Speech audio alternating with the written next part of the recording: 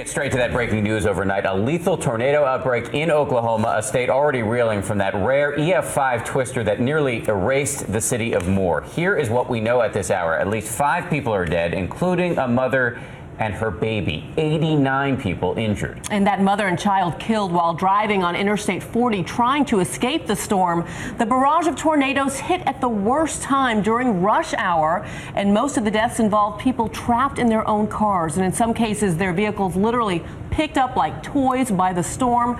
Major roadways were shut down, and 80,000 customers are currently without power this morning. ABC News meteorologist Ginger Z has been tracking the storm straight through the night. She is in El Reno, Oklahoma. Ginger, good morning to you.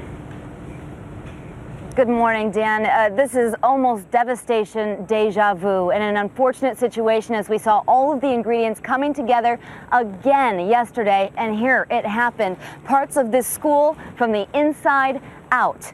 It has happened again, and it happened in a very different way this time. We were chasing these storms from a safe place, and as I watched the radar, my stomach turned. Look at this map. The track of these tornadoes, a little odd, especially the one just south of El Reno, the one that did the damage here to this community college. It wobbled back and forth and then jutted to the northeast, tracked along I-40. The second, you can see there, right along I-40, crosses I-44. Tons and tons of cars on the road at that time. And the third, just south and east, way too close to Moore, Oklahoma. Now, our threat not yet over today, but look at how far it spread even yesterday. More than 240 severe weather reports from the UP of Michigan all the way down to Texas. Go down!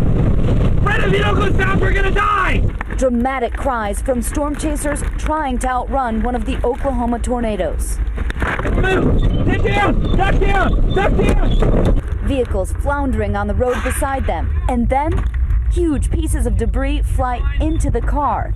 That was one of 5 reported tornadoes that tore through central Oklahoma. You need to take your tornado precautions immediately. This morning, several dead and dozens injured after these raging tornadoes and flash floods jabbed at an already tender Oklahoma. Oh my God.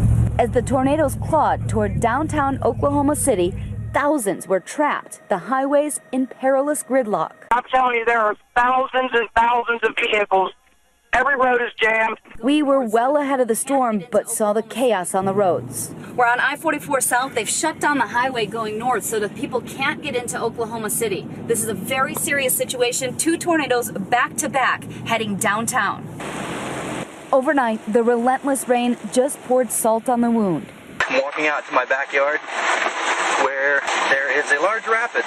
As all the rain fell, rescue crews searched for survivors, and we made our way to El Reno. We had to pull over. We were trying to get to El Reno where all the damage is, but hail so heavy and flooding rain still affecting hours after this tornado here west of Oklahoma City. As soon as we arrived, debris everywhere. The community college crushed. We had our maintenance staff here, and then we had one class, an adult class, that was going tonight, and we were able to get all of those folks down in the basement area, it's a safe area, and everybody survived. That's great. And that wouldn't necessarily, I mean, there's a lot of damage. Oh, I think it's a total loss. I've been storm chasing for more than a decade, since college, and I've got to tell you that the last 2 weeks have been the most terrifying in my experience, and for a lot of other folks too, especially those who live here around Oklahoma City. I want to tell you that at least the threat for this city is to the southeast. It's going to be gone today, but that is not the case for the rest of the nation. You have to pay attention, be on high alert, watching your local ABC stations in the afternoon and evening for this area. Can we go ahead and look at that map? The severe weather risk today stretches from western Pennsylvania along that cold front all the way down to Texas again, right through Louisville and Little Rock as well. And remember, flooding was a huge issue with this, and it will be so today. We've had more deaths in flooding the last couple of weeks than likely from the severe storms. So look at those flood watches and warnings, more than 100 rivers already beyond flood stage. Coming up, I'll have your nation's weather, but for now, back to Dan and Biana. Ginger, so striking to hear you say that even after all of your experience, you have been terrified by what you've been seeing. We'll have much more coming up this morning with Ginger Z, the normally fearless Ginger Z. Meanwhile, the odds of your home being hit by a tornado are 1 in 10 million. The odds of it happening twice astronomical, but sadly not impossible. This morning, the story of a family from Moore, Oklahoma, who escaped the first tornado only to be chased by another. Our coverage continues now with ABC's Alex Perez in Moore. Alex, good morning. Good morning, Dan. It has been a long, frustrating 2 weeks here in Moore, Oklahoma. There are still huge piles of debris scattered all across town from the last tornado, and this new storm has simply made matters worse. It's the 1-2 punch Central Oklahoma hoped they would escape 2 deadly tornadoes in less than 2 weeks. We have a heart attack next time, probably. With anxiety growing, authorities are fighting to keep up. We have to make a decision. Do we take this patient and leave everybody else here, or do we try to get them out of the water too? For those in Moore, Oklahoma, the terror of the devastating May 20th tornado is still fresh. A piece of somebody's roof came through the window and landed on her bed. The Cheveria family lost their home in the tornadoes nearly 2 weeks ago and took shelter in an Oklahoma City hotel. Then on Friday, they found themselves fleeing again. We hear it's Tornado Alley, but you don't expect it to be that often, that soon, and that bad. The Chaverias and their 2 children piled into the car and headed for Norman, about 15 minutes south, with the angry twister close behind. It's really amazing to be alive right now. Being chased by the tornado, you have nowhere to go when you're in traffic. We could see it in our rearview mirrors. The family took refuge in a church bathroom, huddled together as violent winds whipped debris all around them.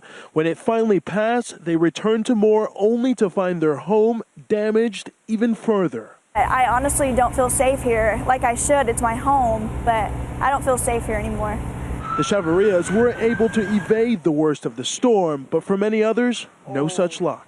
This many incidences, this so close together, it's got people, concerned. Rescue workers braved the flooded highways littered with stalled and abandoned cars to save the stranded. Paramedic Jim McClung waded through rushing water to carry one woman to safety from her submerged car. We have to look at her safety, at her condition, and make sure that what we're going to do is not going to injure her anymore or injure us trying to get her back to the ambulance. Officials tell ABC News nearly 300 callers flooded the 911 system in less than 6 hours. A harrowing night for those outrunning yet another brutal storm, and for the men and women who stayed behind to brave the relentless weather. And adding salt to the wounds here, this new storm has led to widespread flash flooding all across Moore. Bianna? All right, Alex, as Ginger noted, the flooding has proven to be especially deadly over the past few weeks.